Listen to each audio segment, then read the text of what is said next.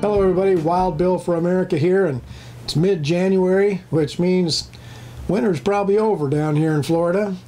And that's good, because man, it was a rough one. There were about 5 days there where I had to close the windows at night. Whew. Well, it's time for another episode of Bill Bites News. Let's see what kind of nonsense we can find. Now here's an entertaining one from Breitbart. Here is the emergency alert that went out over people's cell phones in Hawaii. Ballistic missile threat inbound to Hawaii. Seek immediate shelter. This is not a drill. How's that for getting your day off to a good start? I guess the Hawaiians were running and screaming. Of course, Hawaii is run by Democrats, so screw-ups like this are probably not uncommon. Now, hopefully this will rattle the liberals in Hawaii to realize that Donald Trump is probably the only man with the courage to deal effectively with North Korea, and so they probably ought to start supporting the guy. And here we have the stupidest statement on immigration today, compliments of Lindsey Graham. As you know, President Trump, with his recent comments, has forced America to discuss the quality of the immigrants coming into the USA. I agree with the president that we should focus on bringing in well-educated men and women of good moral standards who truly want to be good American citizens. Lindsey Graham, the Republican with the morals of a Democrat, said that the USA should not even think about the kind of people that we let in. Let that sink in for a moment. What is wrong with this guy, besides testosterone deficiency? Now keep the name Lindsey Graham in mind. He is one of the Republicans that I'm sure is planning to sabotage President Trump when the time is right. The coup is planned. The Democrats and the Republicans are hell-bent on stopping Trump from making America great again. That's why I am now a member of the Constitution Party, the one political party in America that stands for what is right and is determined to uphold and defend the God and country principles upon which this nation was founded. Limited government, and I mean government on a short leash with a choke chain around its neck. Full-on respect for life and dignity. Vigorous defense of the family, as ordained by the creator of the family, and only the bare minimum taxes needed to keep a bare-bones government operating. Go to constitutionparty.com if you want some more information.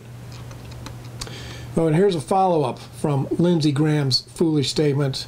He apparently went on to explain that, get this, America is not owned by the American people. America is an idea that is owned by all people around the globe. This guy's stumping for some George Soros donations. Okay, fine. Then let the people around the globe prove that by turning their own nations into a bastion of freedom, just like the USA. Lindsey Graham. And is it possible to add testosterone to the drinking water in Washington, D.C.? That might end a lot of problems. Oh, I'm pleased to see that Facebook just got a well-deserved smackdown. A Christian production company set up a crowdfunding page to finance a new movie that tells the true story of Roe v. Wade. And what a rotten scam that it was, using a corrupt federal judge and false information to ram the wholesale murder of infants down America's throat.